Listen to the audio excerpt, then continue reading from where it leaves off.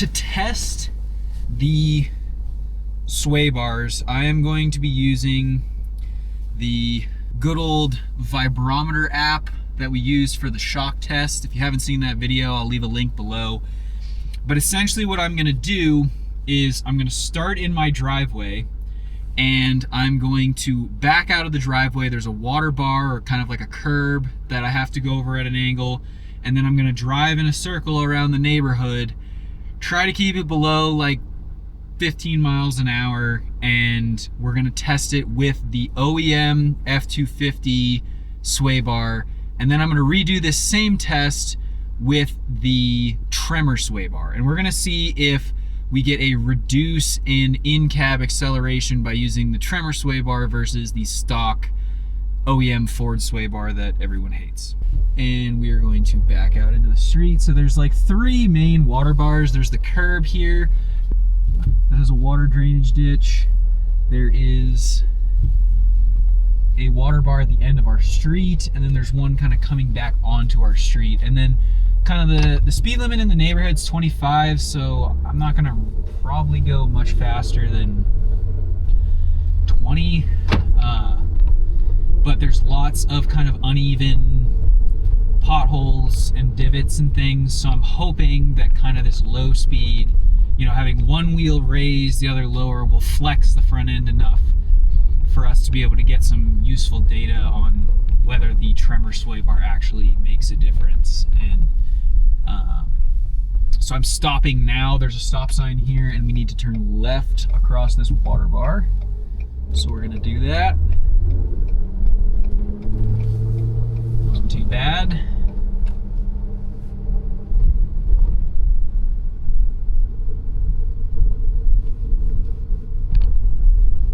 This section is terrible. It's just incredible how much better the truck rides with the reservoir shocks that I got from AccuTune. They're awesome. I feel like if I can get this sway bar licked, then I think we'll be in a really good spot. I mean, that's, you know, you buy shocks and you buy a Tremor sway bar for $100. That's it's not a bad deal, honestly, to improve your ride quality, soften it up a bit, if that's what you're going for. If you're hauling and you don't really care how it feels, you just want it to be sturdy, then that's what you want to do. All right, we're turning left across this next water bar, and it has a pretty big G out. All right. And then we're going to turn back into the driveway, and that is where I'm going to stop the vibrometer.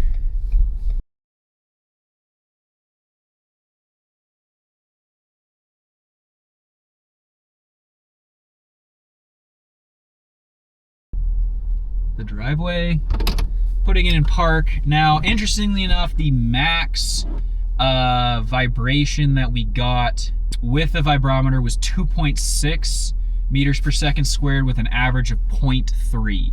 So 2.6 meters per second squared is the acceleration to beat if we want this Tremor sway bar to actually be worth it for an upgrade, or if you need to shell out for the Carly sway bar.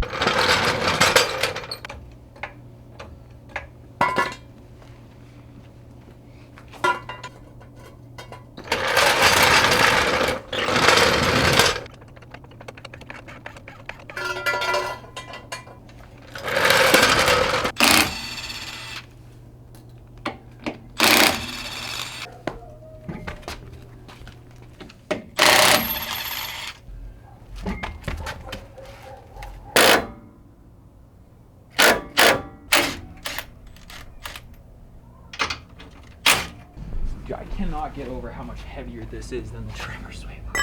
That is crazy.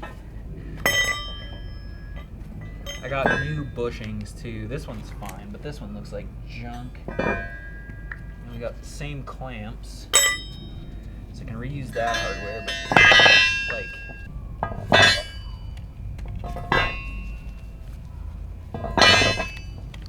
like this thing is just, it's so much lighter. It like half the weight.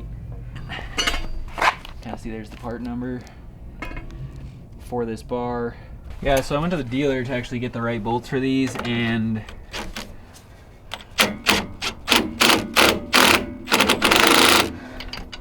they unfortunately gave me the wrong size, so I have to return those. I mean, probably should have checked ahead of time, but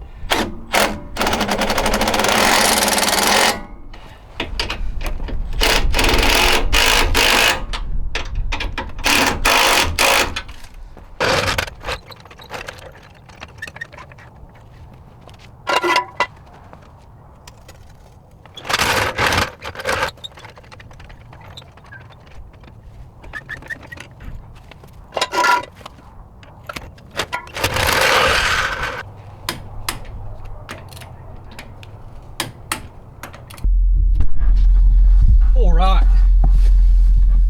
The new sway bar is on. I am going to start up the screen record on my phone so we can see what's going on.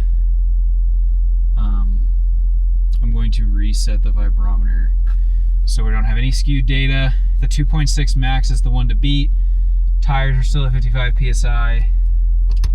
And so we're gonna go for a little trundle here around the neighborhood and see how different this feels. I'm curious, I really am. My end links were smoked also, so it was kind of good that I replaced them.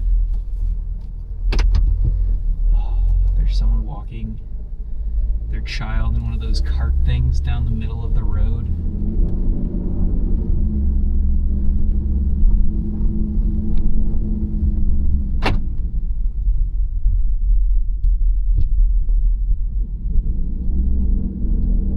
The sway bar does feel, it feels softer.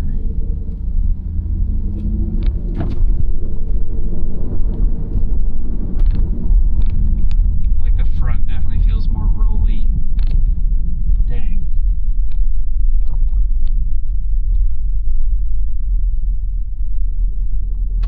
Alright, try this.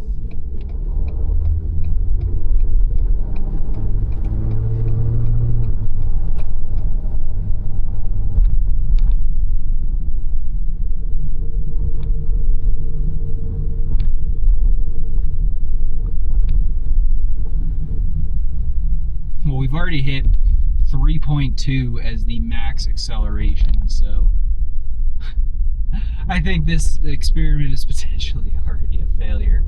So that means that whoever on the forums was saying that this did actually make a huge difference. I mean, I'm also driving low speed, like this is all under 20 miles an hour driving.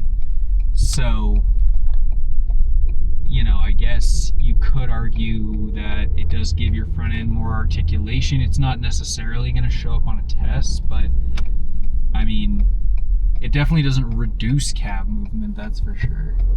All right, we're going to hit this big bump.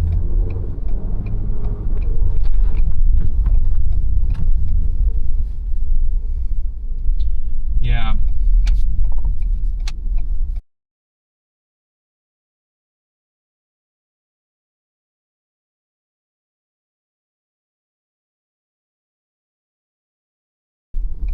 I don't know. I don't really think that's a legit upgrade, to be completely honest. So anyway, yeah, I mean, there you have it. 3.2 max, same exact average just for driving around low speed. Now, there might be something different with high speed. I was keeping it under 20 miles an hour. So, yeah, I guess, you know, that it's kind of it. Don't upgrade to the Tremor sway bar unless, I don't know, the Tremor sway bar basically doesn't do a whole lot. So it seems like if you're really trying to get that performance in the front end articulation, Carly does make sense. So anyway, thank you for watching. I appreciate you checking out this video. Please subscribe if you haven't already, and I'll see you next time here on Power Stroke Maintenance. Cheers.